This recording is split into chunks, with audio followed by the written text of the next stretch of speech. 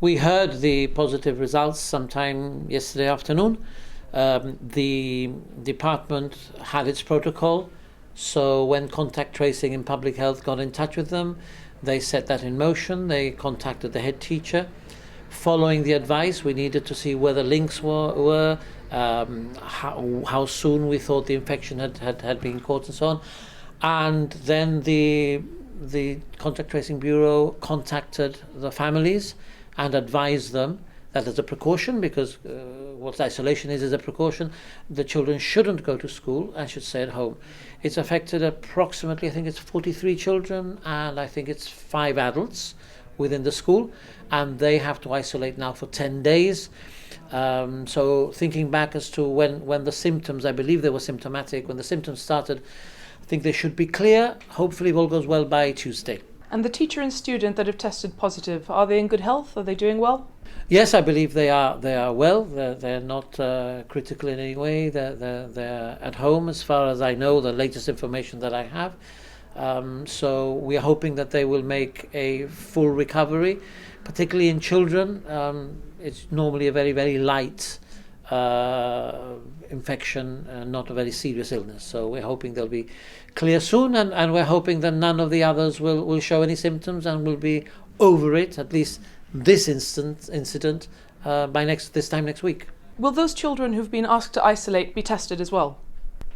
It doesn't quite work like that. If there are no symptoms developed within the 10 days, then it is taken that they haven't got it or they've got through it asymptomatically.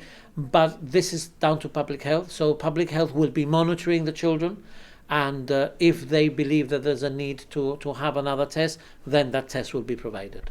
Have parents been asked to self-isolate?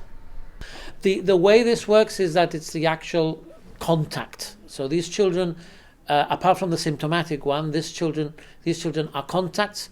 Contacts of contacts are not required to isolate unless we get symptoms or there's some other cause. Is the government looking at possibilities including extended leave for working parents who have to stay home to look after children who are self-isolating? This is a work in process. Clearly it's much bigger than just this, and there is discussion going ahead with the unions, but I haven't got a full answer to that at the moment. But it is work in progress. We obviously have to deal with each case as it comes.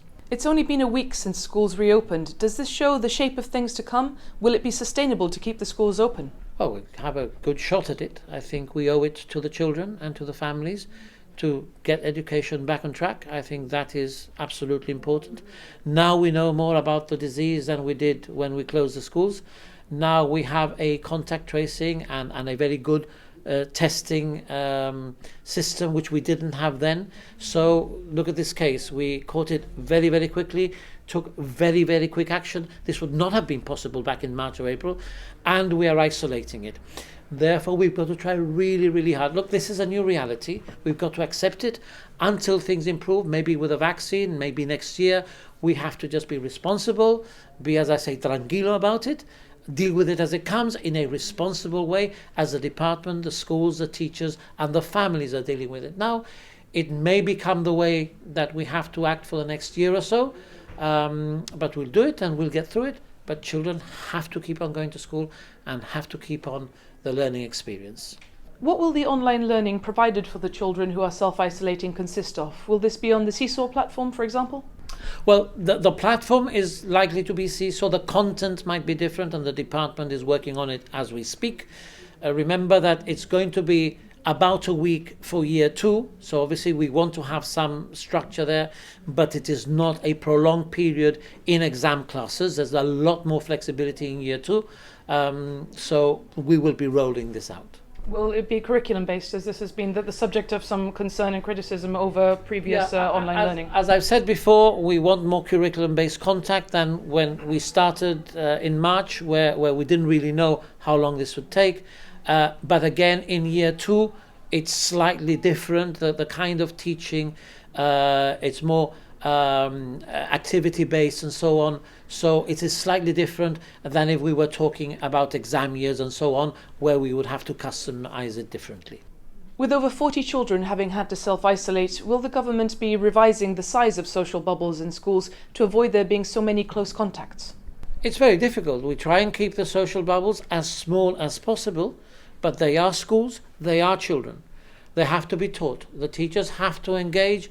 We have to remember that there's more to life than COVID, and because children are not at risk, at serious risk of their own lives, we have to treat them in a certain kind of way. So obviously the social bubbles have to be kept as small as possible, but we have to be realistic.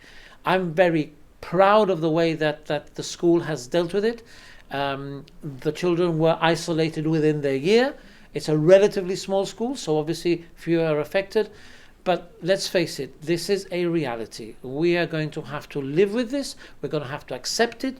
And as we say, tenemos que superarlo. You know, we've got to really deal with it in a responsible, positive way. And I think that the example today shows nothing but that sort of positive response.